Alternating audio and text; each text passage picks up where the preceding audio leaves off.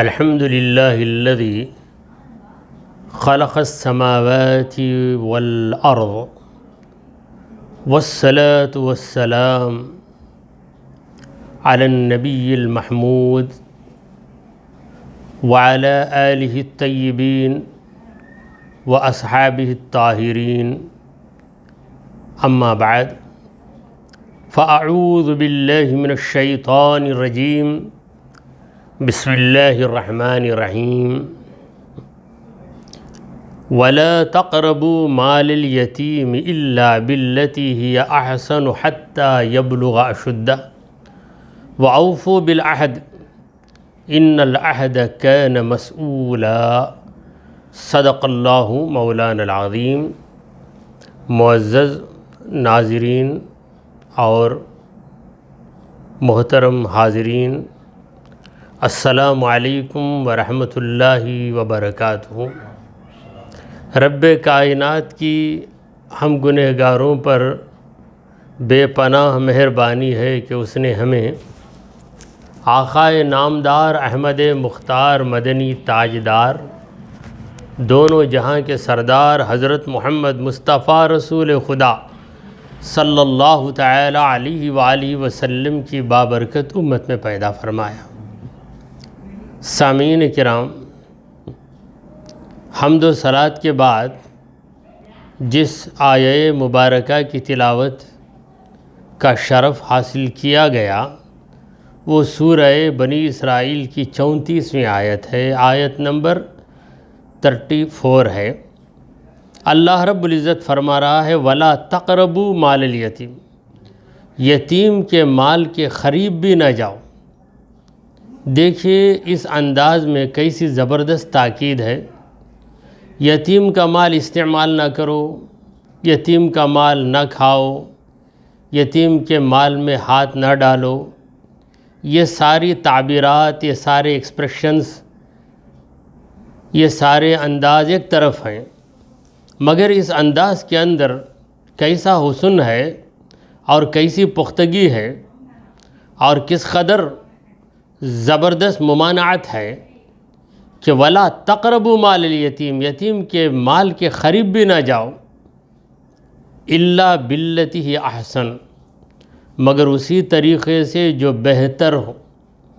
اب قریب نہ جاؤ، یہ اسی چیز کے بارے میں کہا جائے گا جس میں خطرہ زیادہ ہے، جو خطرناک ہے۔ جیسے ہم کہتے ہیں آگ کے قریب بھی نہ جاؤ، کیونکہ آگ میں خطرہ ہے، وہ گڑھا بہت گہرا ہے، لہذا اس گڑھے کے قریب نہ جاؤ کیونکہ اس میں خطرہ زیادہ ہے۔ تو یتیم کے مال کو کھا لینا یہ بڑا خطرناک جرم ہے کہ اس جرم کے کرنے والے کو جو سزا ملے گی واقعی وہ بڑی خطرناک سزا ہوگی۔ لہٰذا مولا تعالیٰ نے کہا کہ وَلَا تَقْرَبُوا مَالَ الْيَتِيمِ، یتیم کے مال کے قریب بھی نہ پہنچو۔ اب یتیم کے مال کے ساتھ کیسا سلوک کیا جائے؟ جب یتیم کا مال ہے اور ہم یتیم کے ذمہ دار ہیں تو اس کے مال کی ہم کیسے حفاظت کریں؟ اگر یتیم پر ہی خرچ کرنا ہے تو کس طرح خرچ کیا جائے؟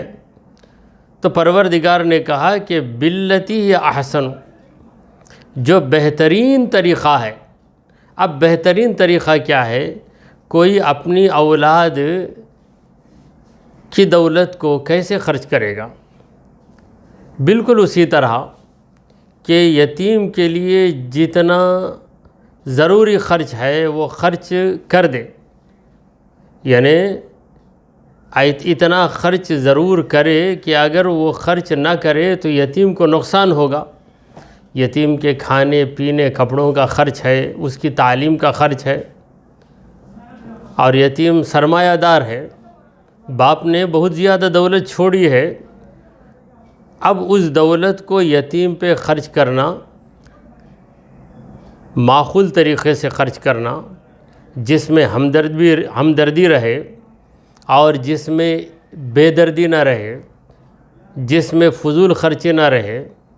یتیم کا ذمہ دار یہ نہ سوچے کہ یہ تو یتیم کا پیسہ ہے، چلو کیسے بھی خرچ کر دیں۔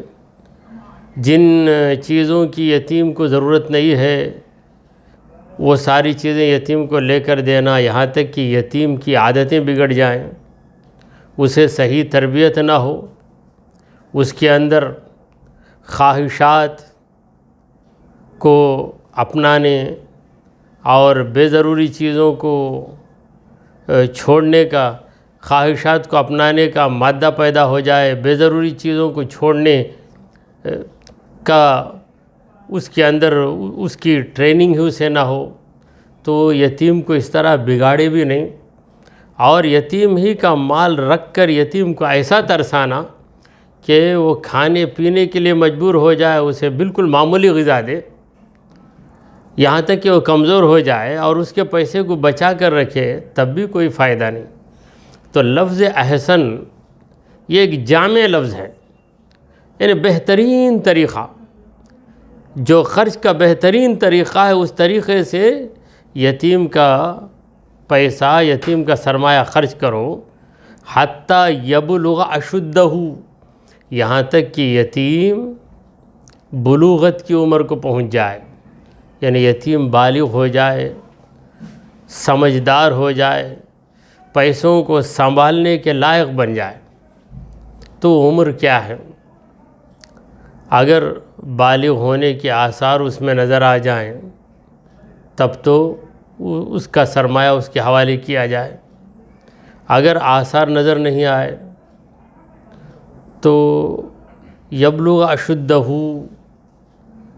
یعنی وہ اپنی جوانی کی عمر کو پہنچ جائے، تو یہ عمر امام اعظم ابو حنیفہ رحمۃ اللہ علیہ کے پاس 18 سال ہے۔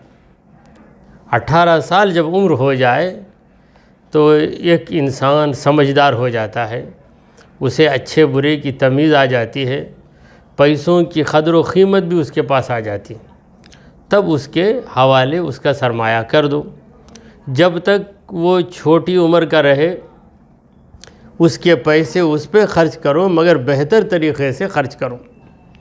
وَأَوْفُوا بِالْعَهْدِ، وعدے کو پورا کرو، جب وعدہ کرو تم تو اسے نبھاؤ، اس پر قائم رہو۔ ان العہد کان مسئولا، یقیناً عہد جو ہے، جو عہد تم کرتے ہو، جو وعدہ تم کرتے ہو، اس کے بارے میں پوچھا جائے گا۔ وعدہ کر کے مکر جاؤ اور سمجھو کہ ہم تو بچ نکلے، یہ تمہارا غلط خیال ہے۔ رب سے تم نے وعدہ کیا تھا کہ تم رب ہی کی عبادت کرو گے، لہٰذا رب کی عبادت کرتے رہو، اس کے حکموں پہ قائم رہو۔ نبی کریم صلی اللہ علیہ وسلم کا کلمہ پڑھ کر، حضور کو اللہ کا رسول مان کر تم نے یہ عہد کیا کہ رسول پاک صلی اللہ علیہ وسلم کے طریقے پہ قائم رہو گے، ضرور قائم رہو۔ اسی طرح دنیا میں کسی سے جب تم وعدہ کر دیتے ہو کہ اتنے وقت پہ آؤں گا، تمہارا یہ کام کر دوں گا، یا اس سلسلے میں میں تمہاری مدد کروں گا، جو بھی تم نے وعدہ کیا اس وعدے کو نبھاؤ۔ اگر وعدہ نبھانے کی تمہارے پاس طاقت نہیں ہے تو صاف صاف معذرت پیش کر دو اور کہہ دو کہ میرے اندر یہ حیثیت نہیں ہے، یہ طاقت نہیں ہے۔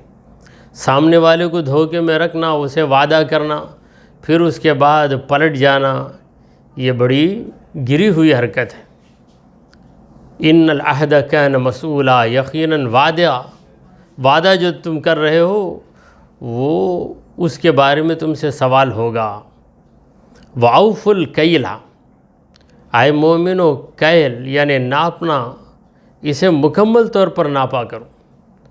اگر تم تجارت کر رہے ہو، کوئی تم سے خرید رہا ہے، اگر 2 کلو مانگ رہا ہے تو برابر 2 کلو دے دو، اگر 2 میٹر کپڑے مانگ رہا ہے تو برابر دے دو، اس میں سے کم کر کے نہ دو۔ اذا کلتم، جب بھی تم ناپو تو ناپنے کی چیز پوری دیا کرو۔ مثلا کپڑا ناپ کر دینا ہے، کوئی 3 میٹر تم سے پوچھا تو 3 میٹر ہی دے دو، اگر 3 میٹر سے کچھ بڑھ جائے تو مضائقہ نہیں، مگر اس سے کم نہ کرو، کیونکہ لینے والا تمہاری بات پہ بھروسہ کر کے چیز خریدتا ہے اور تم کو تمہاری منہ مانگی رقم دیتا ہے۔ تم نے جو بھی قیمت پوچھی وہ قیمت تمہیں دے رہا ہے، تو قیمت پوری لے رہے ہو، مگر جو تم کہہ رہے ہو کہ میں اتنے میٹر کپڑا دوں گا اس میں کمی کر دو، تو یہ غداری نہیں ہے تو اور کیا ہے؟ وَزِنُوا بِالْقِسْطَاسِ الْمُسْتَقِيمِ، اور جب تم تولو تو صحیح ترازو سے تولو۔ قسطاس ترازو، المستقیم صحیح، بالکل صحیح ترازو سے۔ اگر گوشت کی تم تجارت کر رہے ہو، کوئی تم سے 1 کلو گوشت مانگ رہا ہے تو برابر 1 کلو اسے دے دیا کرو، اس میں 1 ٹکڑا 2 ٹکڑے بڑھ جائیں تو کوئی مضائقہ نہیں۔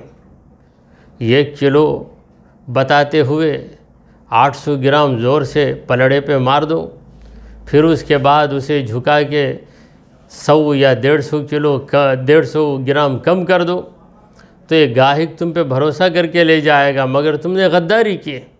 اللہ تبارک و تعالیٰ نے تجارت کے اصول بھی بتائے کہ تم تجارت کرو گے، کوئی بھی چیز دو گے تو یا تو وہ ناپے جانے کی چیز ہوگی یا تولے جانے کی چیز ہوگی، اس کا ناپ کر کے تم اسے بیچو گے یا اسے تول کر بیچو گے، تو دونوں میں انصاف قائم رہے۔ جب ناپو تو مکمل طور پر دے دو ناپ کر، جب تولو تو ترازو تمہارا صحیح رہے۔ ایسا نہیں کہ 2 پلڑے ہیں، جو جھکنے والا پلڑا ہے اس میں پہلے ہی سے کوئی بھاری چیز تم لگا دو کہ وہ جلدی ہی جھک جائے اور سامنے والا سمجھے کہ بھائی پلڑا جھک گیا ہے اور اتنے وزن کی چیز اس میں آ گئی ہے۔ ایسا مت کرو، یہ خیانت ہے، یہ غداری ہے۔ حضور اکرم صلی اللہ علیہ وسلم نے تجارت کی اجازت دی ہے، بلکہ تجارت کا شوق بھی دلایا ہے، مگر تجارت امانت داری والی تجارت رہے۔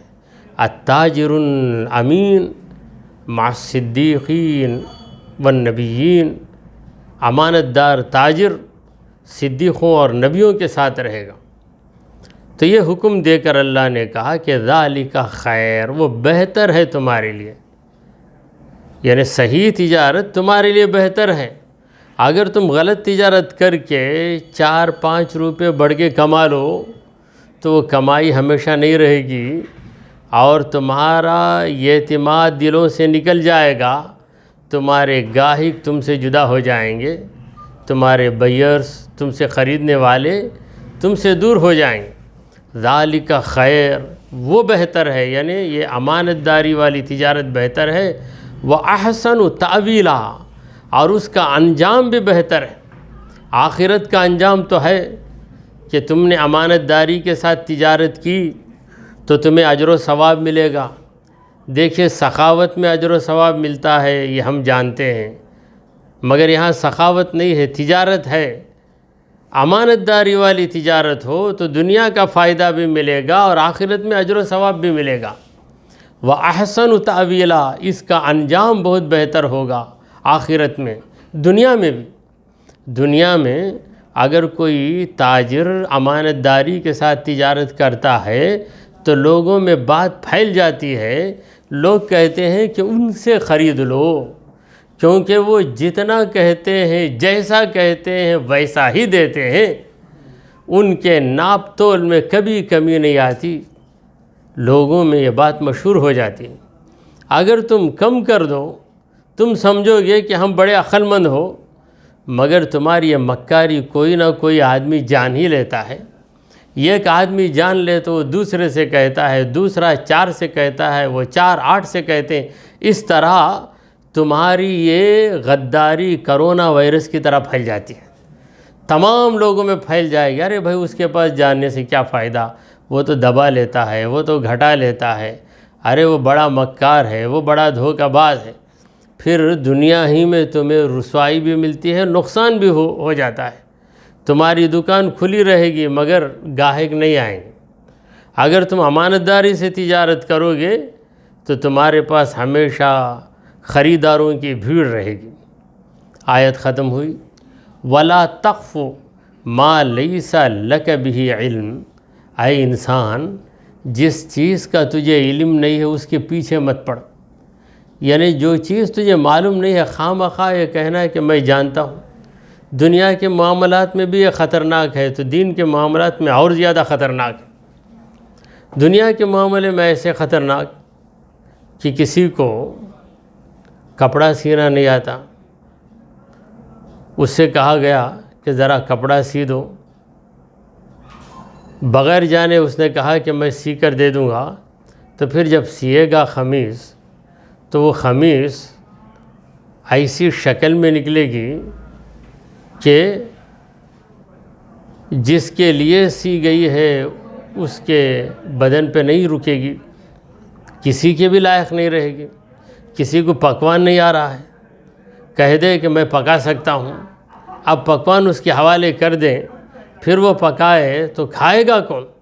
تو دنیا کے معاملے میں بھی جب تک کسی چیز کا علم نہ ہو، جب تک کسی چیز کے بارے میں مکمل جانکاری، پکی نالج نہ ہو، اس وقت تک یاد رکھیے ہم اس کام کو ہینڈل نہیں کر سکتے، اس کام کو انجام نہیں دے سکتے. دین کا معاملہ بھی ایسا ہے. کئی لوگ ایسے ہیں جو عربی زبان سے بھی واقف نہیں ہیں مگر تفسیر کے شوق میں تفسیر کرنے کے لیے بڑھ جاتے ہیں کہ ہم تفسیر کریں گے. کتنے ایسے ہیں جنہوں نے محنت کر کے علم حاصل نہیں کیا مگر خود کو عالم جتاتے ہوئے عالموں کی طرح بیان کرتے ہیں، اور اپنے بیانوں میں غلط مسائل بیان کر کے خود تو گنہگار ہوتے ہیں اور ہزاروں مسلمانوں کو غلط راستے پہ لے جاتے ہیں. تو اللہ تعالیٰ نے ایک اصولی بات بتا دی کہ معاملہ دین کا رہے یا دنیا کا رہے. اسی لیے کوئی ایسا شخص علاج کرنے کے لیے بیٹھ جائے جو ڈاکٹر نہ ہو تو حکومت اسے مجرم مان کر اسے گرفتار کرتی ہے. بھلے لوگ کہیں کہ ہم ان کے پاس جاتے ہیں ہمارا علاج ہو جاتا ہے، مگر عدلیہ یہی کہے گا، کورٹ یہی کہے گا، عدالت یہی کہے گی کہ نہیں اس کے پاس نالج نہیں ہے، یہ کسی ڈاکٹر سے تربیت حاصل نہیں کیا، لہٰذا یہ اپنے بیماروں کو غلط علاج کر کے ان کی بیماری کو اور بڑھا دے گا. تو دنیا کا معاملہ رہے یا دین کا معاملہ رہے علم ضروری ہے. مولا نے کہا کہ ان السمع والبصر والفؤاد، بے شک کان، آنکھ اور دل، کان، آنکھ اور دل، کل اولئک کان عنہ مسئولا، ان چیزوں میں سے ہر چیز کے بارے میں سوال کیا جائے گا. کان اللہ کی بہت بڑی نعمت ہے. اگر کان سے سماعت نکل جائے، یہاں پہ ان السمع کہا گیا، سمعن کا معنی ہے سماعت، سن لینے کی طاقت ہے، ہیئرنگ پاور. اگر کان کسی کے پاس ہوں مگر سننے کی طاقت، قوت سامعہ اس کے پاس نہ ہو تو پھر کان رہ کر بھی وہ محروم ہی رہے گا. اسی طرح بصر، آنکھ ہے، آنکھ میں بصارت نہیں ہے تو لوگ کہیں گے کہ اس کی آنکھیں تو ہیں مگر وہ دیکھتا نہیں، لہٰذا محروم کا محروم رہے گا. دل ہے مگر احساس نہیں ہے، حق کی پہچان نہیں ہے، رب کی یاد نہیں ہے، نبی کی محبت نہیں ہے تو وہ دل محروم دل ہے. تو یہ تین چیزیں، تین ایسی نعمتیں ہیں کہ ان نعمتوں کو دنیا کے بازار میں خریدا نہیں جا سکتا. تو یہ ہر نعمت کو رب کی مرضی کے مطابق استعمال کرنا. کان ہے، کان میں سماعت ہے تو اپنی سماعت کو صحیح باتوں کے سننے میں استعمال کرو. اگر نگاہوں میں بصارت ہے تو اچھی چیزیں دیکھنے میں استعمال کرو. دل ہے تو دل میں اللہ کی یاد، نبی کریم صلی اللہ علیہ وسلم کی خوبیوں کا استحضار، اللہ کے نیک بندوں کے واقعات، یہ چیزیں تمہارے دل میں رہیں، برے خیالات نہ رہیں. تو یہ 3 نعمتیں ہیں. ان نعمتوں کے بارے میں کل اولائکا یہ جمع کا صیغہ ہے جو عاقلوں کے لیے بولا جاتا ہے. اب یہاں سمع، بصر، فؤاد یہ 3 چیزیں ایک انسان نہیں ہیں، انسان کے جسم کے حصے ہیں، مگر یہ تینوں چیزیں ایک جاندار اور عقل مند انسان کے لیے لازمی ہیں.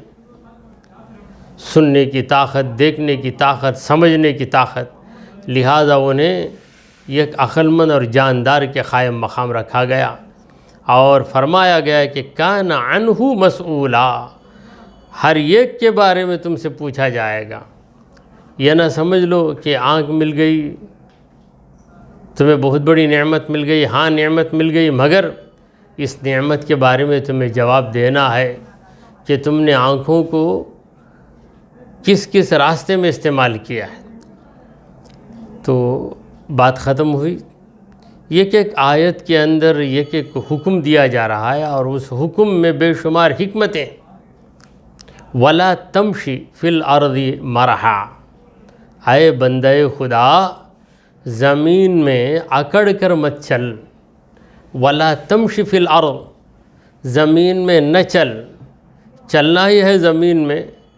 اگر اللہ نے کہا مت چل تو مت چل کا مطلب کیسے مت چل؟ مرحن، اکڑ کر مت چل، اکڑے بغیر چل. ایک معمولی انداز کو اپنا کر چل، اکڑ کر چلنا یہ رب کو پسند نہیں ہے. تو کیسے اکڑتا ہے؟ اے انسان تو اکڑتا کیسے ہے؟ تیری حیثیت کیا ہے؟ انک لن تخرق الارض، یقیناً تو زمین کو چیر نہیں سکتا. کیا تو زمین کو پھاڑ سکتا ہے اپنے پیر سے؟ ہرگز یہ کام نہیں کر سکتا. ہاں زمین اگر پھٹ جائے تو تو اندر گھس جائے گا. اب تو کمزور ہے مگر ایسا اکڑتا ہے گویا کہ زمین پر تیرا قبضہ ہے. ہمیشہ یہ یاد رکھ کہ زمین کسی بھی وقت پھٹ سکتی ہے اور تجھے لقمہ بنا سکتی ہے. وَلَن تَبْلُغَ الْجِبَالَ طُولًا، اور تو اکڑ کر لمبا ہو رہا ہے تو کتنا بھی لمبا ہو جائے لمبائی میں تو پہاڑوں کے برابر ہرگز نہیں ہو سکتا. کتنا بھی اونچا ہو جائے تو کیا تو پہاڑ کے برابر ہو سکتا ہے؟ اتنا اونچا بن سکتا ہے؟ تو تیرا قد جو ہے اتنا ہی ہے اور تیرے اندر جو طاقت ہے اتنی ہی ہے. تو اتنا کمزور ہونے کے باوجود اکڑ کر جو چلتا ہے یہ کیسی نازیبا حرکت ہے تیری. لہٰذا اکڑ کر نہ چلو. اللہ تبارک و تعالیٰ کو اکڑنا بالکل ناپسند ہے اور یہ ہماری حیثیت کے خلاف ہے. ہماری حیثیت کیا ہے؟ ہم بندے ہیں. بندے ہیں تو ایک بندے کو کس طرح رہنا چاہیے اس طریقے سے ہی ہمیں رہنا چاہیے. کل ذالک، وہ ساری چیزیں جو اوپر بیان کی گئی ہیں، کان سیئہ عند ربک مکروہا، ان میں ہر برا کام تیرے رب کے نزدیک ناپسندیدہ ہے. مکروہ کا معنی ہے ناپسندیدہ. ایک کام محبوب ہے، دوسرا کام مکروہ ہے. اللہ کا پسندیدہ کام اسے کہیں گے محبوب عمل، اللہ کا ناپسندیدہ کام اسے کہیں گے مکروہ عمل. تو یہ عمل مکروہ ہے. تو کون سا عمل مکروہ ہے؟ اکڑ کر چلنا. اور اکڑ کر چلنا اس وقت آدمی میں پایا جاتا ہے جب اس کے دل میں تکبر ہوگا. دل میں تکبر ہے، گھمنڈ ہے، اس کی علامت ہے اکڑ کر چلنا. تو یہ چیز تمہارے رب کو ناپسند ہے. ذالک مما اوحی الیک ربک، وہ باتیں، وہ ایسی باتیں ہیں جن باتوں کو تیرے رب نے تیرے پاس بطور وحی اتارا ہے. اے مصطفیٰ، آپ کے رب نے وحی کے ذریعے ان باتوں کو آپ تک پہنچا دیا ہے. اور ان باتوں میں کیا ہے؟ من الحکمتی، یہ حکمت والی باتیں ہیں. اگر آدمی ان باتوں پہ عمل کرنے لگ جائے تو اس سے بڑا عقل مند دنیا میں کوئی نہیں۔ وہ کیا کیا باتیں ہیں جو آگے کی آیتوں میں بتائی گئیں؟ پہلی بات تو یہ ہے کہ بچوں کو قتل نہ کرو، دوسری بات زنا کے قریب بھی نہ جاؤ، تیسری بات کسی بھی انسان کو ناحق قتل نہ کرو، چوتھی بات یتیم کا مال نہ کھاؤ، پانچویں بات ناپ تول میں کمی نہ کرو، اور چھٹی بات بغیر علم تحقیق کے کسی بات میں مت الجھو، اور ساتویں بات یہ ہے کہ آکڑ کر مت چلو۔ یہ 7 باتیں، ان 7 باتوں کو جس نے اپنا لیا وہ دنیا کا بڑا عقل مند انسان ہے۔ عقل مند انسان کبھی زنا کاری کا خیال بھی نہیں لائے گا، کبھی یتیم کا مال کھانے کی نہیں سوچے گا، تجارت کرے گا تو دھوکہ دینے کا اسے خیال نہیں آئے گا۔ اگر کوئی اسے اکسائے اور کہے کہ بھائی پوری دنیا کما رہی ہے، دنیا کے لوگ ترقی کر رہے ہیں، تم کب تک امانت داری کرتے رہو گے؟ نہیں، امانت داری ہی میں برکت ہے، یہاں تک کہ برکت تو ملتی ہے اسے، اس کا نام روشن ہو جاتا ہے۔ اور عقل مند آدمی بغیر تحقیق کے منہ نہیں کھولتا۔ عقل مند آدمی اکڑ کر نہیں چلتا۔ اکڑ کر چلنے والا کتنا بھاری انسان بھی رہ جائے مگر اس سے بڑا بیوقوف کوئی نہیں۔ بیوقوف اس لیے ہے کہ اپنی ہی حیثیت سے وہ ناواقف، اتنا کمزور ہے یہ پتلا کہ ذرا زمین تڑک جائے تو پھر اس کے لینے کے دینے پڑ جائیں گے، مگر اکڑ کر چلتا ہے۔ تو یہ باتیں تیرے رب کی طرف سے ہیں اور ان باتوں میں حکمت ہی حکمت ہے۔ وَلَا تَجْعَلْ مَعَ اللَّهِ إِلَٰهًا آخر، ان تمام باتوں سے بڑھ کر بات یہ ہے کہ اللہ کے ساتھ دوسرے کو معبود مت سمجھ، دوسرے کو معبود نہ بنا لے۔ اللہ عبادت کے لائق ہے تو اللہ ہی کی عبادت کر، دوسرے کو بھی عبادت کے لائق سمجھنا یا دوسرے کو معبود اگر مان لیا تو یہ بہت بڑی غلطی ہے۔ اگر تو نے اللہ کے ساتھ دوسرے کو معبود بنایا تو تیرا حشر کیا ہوگا؟ فَتُلْقَى فِي جہنم، تجھے جہنم میں ڈال دیا جائے گا، صرف اس وجہ سے کہ تو نے اللہ کے سوا دوسرے کو بھی معبود مانا، اور یہی شرک ہے۔ ملوما مدحورا، سب تجھ پہ ملامت کریں گے، مدحورا، سب تجھے دھتکاریں گے، سب تیرے بارے میں کہیں گے کہ کیسا بیوقوف تھا، رب نے اسے کھلایا پلایا مگر یہ ظالم رب کے سوا دوسرے کو بھی اپنا معبود مانتا تھا، حالانکہ اس کا رب تو ایک ہی ہے، اللہ تبارک و تعالی۔ پھر اس کو ہر جگہ سے دھتکارا جائے گا، لہذا کبھی شرک نہ کر، اللہ کے سوا دوسرے کو معبود نہ مان۔ اَفَأَصْفَاكُمْ رَبُّكُمْ بِالْبَنِينَ، کیا تمہارے رب نے بیٹوں کو دے کر تم کو چن لیا اور تمہیں بڑا درجہ دے دیا؟ وَاتَّخَذَ مِنَ الْمَلَائِكَةِ إِنَاثًا، اور فرشتوں کو عورتیں بنا کر اپنی بیٹیاں بنا لیا، یہ کیسی عجیب بات ہے۔ مشرکین یہ دعویٰ کرتے تھے کہ اللہ تبارک و تعالیٰ کی بیٹیاں ہیں، اور کہتے تھے کہ الملائکۃ بنات اللہ، فرشتے اللہ کی بیٹیاں ہیں۔ وَجَعَلُوا الْمَلَائِكَةَ الَّذِينَ هُمْ عِبَادُ الرَّحْمَنِ إِنَاثًا، یہ فرشتے تو رحمان کے مقبول بندے ہیں، ان بندوں کو ان ظالموں نے عورتیں بنا لیا۔ تو اللہ تعالیٰ پوچھتا ہے کہ تمہارے لیے بیٹا پسند کرتے ہو اور رب کی مخلوق فرشتوں کو تم نے رب کی بیٹیاں بنا دیا، کیا اللہ تم کو بیٹے دے کر بڑا مقام دے دیا اور خود بیٹیاں رکھ لیا؟ اور تمہارے قاعدے کے مطابق، یعنی اے عرب کے مشرکو، تمہارا یہ قاعدہ ہے کہ بیٹا جسے ہوگا، جس کے 10 بیٹے 12 بیٹے ہوں گے، وہ عزت والا ہوگا، جسے صرف بیٹیاں ہی بیٹیاں ہیں اسے سماج میں کوئی عزت نہیں۔ یہ تمہارا خیال ہے، اسلام نے اس خیال کو مٹا دیا۔ رسول کریم صلی اللہ علیہ وسلم نے بیٹیوں کو اس طرح اپنایا کہ ہر باپ کو اپنی بیٹی پیاری لگنے لگی، اور بیٹی کو کوئی اپنے قریب کر لے تو وہ نبی کی سنت ادا کرتا ہے۔ تو پروردگار نے کہا کہ دیکھو بیٹا بیٹی، اللہ تعالیٰ کا بیٹا بھی نہیں بیٹی بھی نہیں، وہ تو اولاد سے منزہ ہے، اور تم نے اللہ کے لیے اولاد ہی ثابت کیا، تو جو اولاد تمہارے پاس نچلا درجہ رکھتی ہے وہ اللہ کے لیے تم نے ثابت کر دیا، اور خود کے لیے یہ کہا کہ ہم بیٹے والے ہیں۔ انکم لتقولون قولا عظیما، بے شک تم تو بہت بڑی بات کرتے ہو، یعنی یہ بڑی خطرناک بات ہے۔ رب تعالیٰ کی ذات تو وہ ہے جو لم یلد ولم یولد، وہ نہ کسی کا باپ ہے اور نہ اس کا کوئی باپ ہے، اسے نہ لڑکا ہے نہ لڑکی ہے۔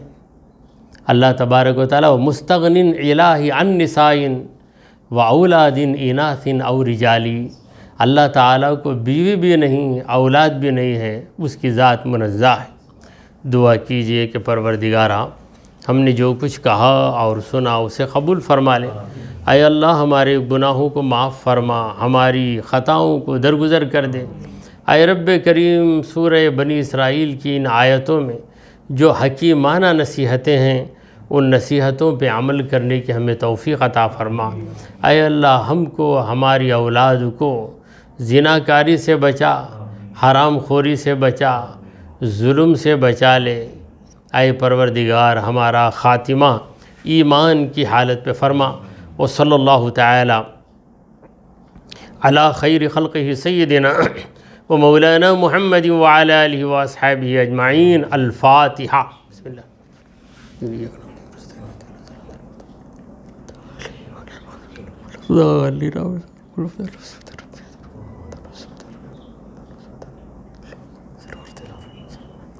ان اللہ وملائکتہ یصلون علی النبی یا ایھا الذین آمنوا صلوا علیہ وسلموا تسلیما۔ اللہم صل علی سیدنا محمد وعلی آل سیدنا محمد وبارک۔ سبحان ربک رب العزۃ عما یصفون وسلام علی المرسلین والحمد للہ رب العالمین۔